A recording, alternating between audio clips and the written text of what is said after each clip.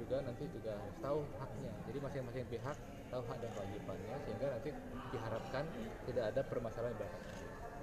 Realisasinya dalam waktu dekat ini apa Pak? Ya tentu kita berharap tidak ada pengaduan konsumen ya, kita berharap tidak ada. Tetapi kalau itu ada, itu nanti masing-masing pihak tahu apa yang harus dilakukan. Termasuk tadi POJK-nya jelas bahwa ada kewajiban menyampaikan tanggapan.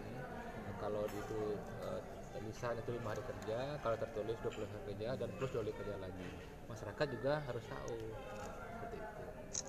Terkait sosialisasinya Pak, kalau ini kan ke masyarakat Pak, kalau dari OJK misalnya langsung ke perusahaan itu PUJK-nya apa tuh Pak? Misalnya kayak ada spanduk bikin kontak Ya, layanan itu gitu, ada seperti nggak Pak? tadi Pak Rela sampaikan bahwa diatur dengan di POJK dan Pramas itu diatur hak atau kewajiban dari POJK itu untuk melakukan edukasi, melakukan literasi kepada masyarakat, gitu kan ya.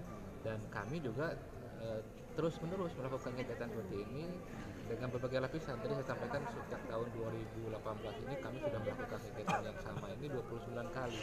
Itu berbagai lapisan. Tetapi saya yakin itu belum cukup. Dan saya berharap kawan-kawan media ini juga melakukan kegiatan yang sama dengan kami di OJK untuk mensosialisasikan ini melalui tulisan-tulisannya di media. Tindak lanjut kita dari pengaduan konsumen. Ya, tadi saya sampaikan juga bahwa kalau ada masyarakat yang melaporkan tertulis kepada POJK atau lembaga jasa keuangan yang diselesaikan ke OJK, OJK dengan selesai surat itu meminta POJK itu untuk pertama klarifikasi permasalahan seperti apa, yang kedua menyelesaikan, yang ketiga kita minta laporkan. Jadi ada 3 poin dalam surat standar OJK kepada POJK kalau kami diselesaikan. Nah, setelah itu kami monitor apakah POJK-nya memenuhi aturan tadi nggak yang 20 hari kerja. Kalau tidak, kami suratin lagi.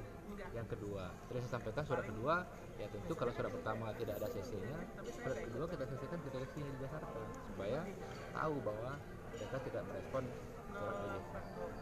Kebanyakan pengaduan konsumennya ke OJK itu. Ya, tadi juga saya sampaikan dengan sambutan saya, kebanyakan itu dari sisi perbankan ya, angka perbankan. Yang kedua nanti masih ada di asuransi, jadi perbankan yang besar ini. Untuk kalau ada masalah yang menyangkut tindak pidana kita ini Ya, kalau tidak pidana itu nanti kita lihat ya, apakah laporan itu adalah masalah pidana. Kalau ada masalah pidana, umpamanya perbankan itu keliru, kita bisa masuk dengan pemeriksaan khusus nantinya, gitu kan ya. Dan bahkan bisa kita lakukan di kita ada penyidik OJK sesuai dengan Undang-Undang